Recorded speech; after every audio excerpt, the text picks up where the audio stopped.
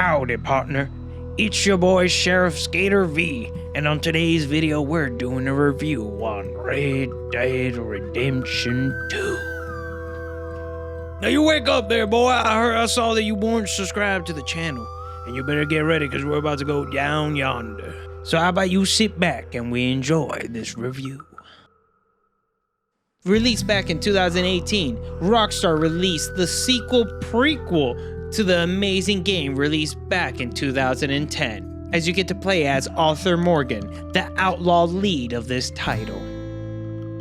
Taking place at the turn of the 20th century, we'll follow a gang of outlaws that are on the run and must find their place in society after a mysterious heist has gone wrong.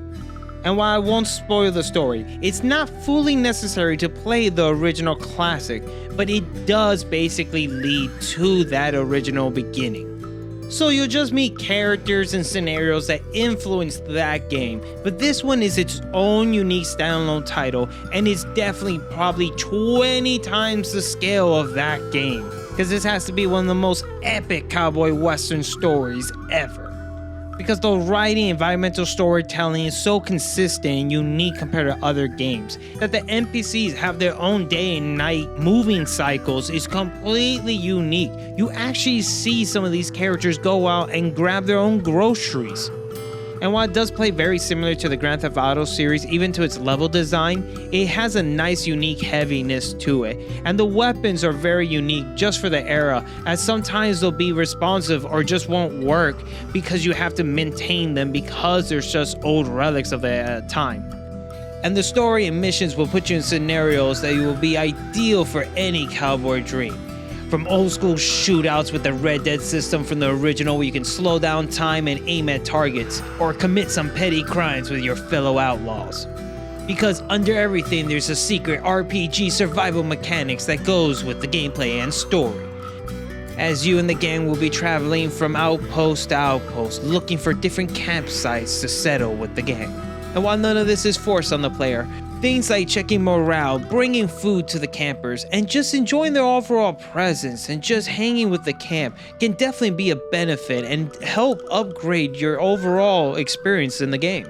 As many of the campers have skill sets that they can offer you as a reward, or some chats can lead to huge story impacts, or even side missions that can lead to even bigger implications to the campers, as some members may choose to stay or leave based on your actions and conversations with them, and those implications can affect the entire campsite as well. I stayed for every conversation, never heard a dull chat, and this must be some of Rockstar's best writing.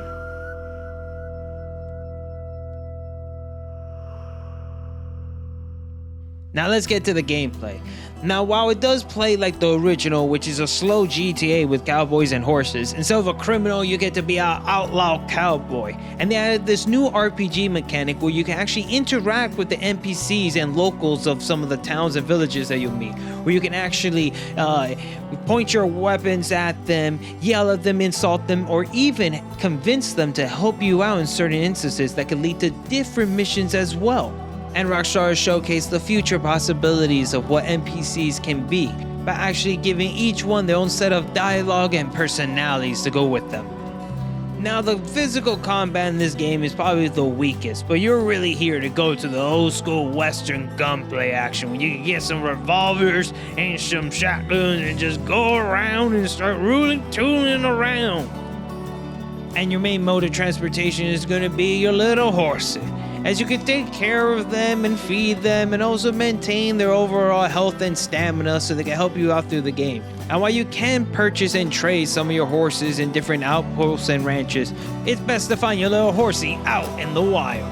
And the horse gameplay writing along with the shooting mechanics make you feel like a true cowboy. And there's a whole animal ecosystem that you can interact with or hunt. And you can go to different villages and trade some of the meats and goods that you have in exchange for their wares and services. You can even claim that this is a sticker.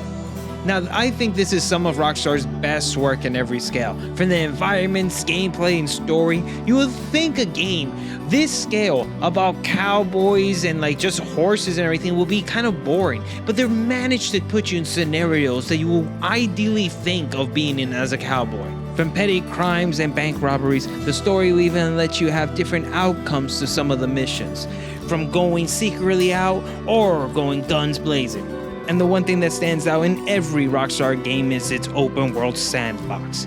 How the environment just lives and breathes even when you don't interact with it. From the animals that are going around and the natives and locals that you interact with. And now to answer the question, should you play? And I say yes. This is hands down one of Rockstar's most well-produced games in terms of storytelling and voice acting. And the open world sandbox is hands down one of the most unique and organic ones they've crafted, along with creating one of the greatest Western novellas ever.